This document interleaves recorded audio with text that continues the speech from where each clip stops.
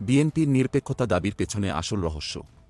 আসিফ নজরুলের বিস্ফোরক মন্তব্য দেশকে চমকে দিল। এবার রাজনৈতিক আঙিনায় এমন একটি বিস্ফোরক মন্তব্য শুনতে পেলাম যা দেশজুড়ে তোলপাড় সৃষ্টি করেছে। বিএনপি যখন দাবি তুলেছে নিরপেক্ষ সরকার চাই, তখন আইন উপদেষ্টা আসিফ নজরুল একে একে সব সীমা ছাড়িয়ে এমন মন্তব্য করেছেন যা দেশটির রাজনৈতিক দৃশ্যপট পাল্টে দিতে পারে। তিনি সোজাসুজি জানিয়ে দিয়েছেন বিএনপির এই দাবি একেবারেই রাজনৈতিক উদ্দেশ্যে করা হয়েছে। তাহলে আসলেই কি এর পেছনে কোনো অন্য রহস্য লুকিয়ে রয়েছে? এটি কি দেশের রাজনৈতিক খেলায় একটি বড় পালাবদলের ইঙ্গিত? রোববার ২৬ জানুয়ারি সচিবালয়ে সাংবাদিকদের সঙ্গে আলাপকালে আসিফ নজরুল এমন চাঞ্চল্যকর মন্তব্য করেছেন যে গোটা দেশে রাজনৈতিক উত্তেজনার এক নতুন স্তর শুরু হয়েছে। তিনি বলেন, নির্বর্তী সরকারের দাবিতে বিএনপি যে বক্তব্য তুলেছে সেটা তাদের রাজনৈতিক বক্তব্যের বাইরে কিছু নয়। আর এরপরই তিনি আরও বলেন, এটা শুধু তাদের রাজনৈতিক কৌশল, সরকারের সঙ্গে এর কোনো সম্পর্ক নেই। এর মানে কি তাহলে এই যে বিএনপি আসলে নির্বাচনকে প্রভাবিত করতে চাইছে? এই দাবি কি সত্যি নাকি শুধুই রাজনৈতিক কৌশল?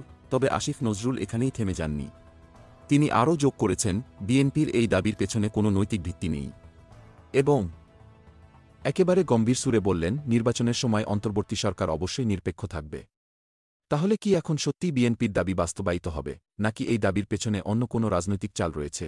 এছাড়া আসিফ নজরুলের বক্তব্যের পর পুরো দেশে যে জল্পনা শুরু হয়েছে তা বলাই বাহুল্য। যখন তাকে উপদেষ্টা পরিষদে কোনো পরিবর্তন আসবে কিনা এমন প্রশ্ন করা হয়, তিনি সোজাসুজি জানান, এখন পর্যন্ত তেমন কোনো খবর নেই। তবে যদি পরিস্থিতি বদলায় তাহলে পরিবর্তন হতে পারে।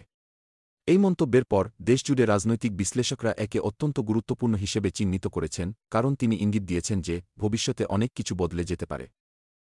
এমনকি তিনি আরও বলেন, এটি গণহত্যাকারী আওয়ামী লীগ নেতাকর্মী ও তাদের দোসরদের কতটা উৎসাহিত ও বেপরোয়া করে তুলতে পারে তার কিছুটা প্রমাণ আমরা গত কয়েকদিনে পেয়েছি। তাহলে কি আসিফ নজরুল এখানে কোনো গুরুতর রাজনৈতিক সংকটের ইঙ্গিত দিয়েছেন? সচেতন নাগরিকদের প্রশ্ন, এই মন্তব্যের পর কি রাজনৈতিক অঙ্গনে আরও বড় কিছু ঘটতে যাচ্ছে? আসিফ নজরুল কি কিছু নতুন পরিস্থিতির আভাস দিচ্ছেন? বিশেষজ্ঞরা বলছেন, এটা হয়তো এক ধরনের রাজনৈতিক কৌশল যা সরকারের পক্ষ থেকে বিপুল শক্তির সংকেত হতে পারে। আরেকটি গুরুত্বপূর্ণ প্রশ্ন উঠে এসেছে, ২০২৪ সালের নির্বাচন কি আসলেই এক নতুন রূপে অনুষ্ঠিত হবে? আসিফ নজরুল কি বাংলাদেশের রাজনৈতিক অঙ্গনকে চ্যালেঞ্জ করছেন, নাকি এটি সরকারের কৌশলগত চাল? জনগণের মনোযোগ এখন এসব উত্তেজনাপূর্ণ ঘটনাবলী নিয়ে।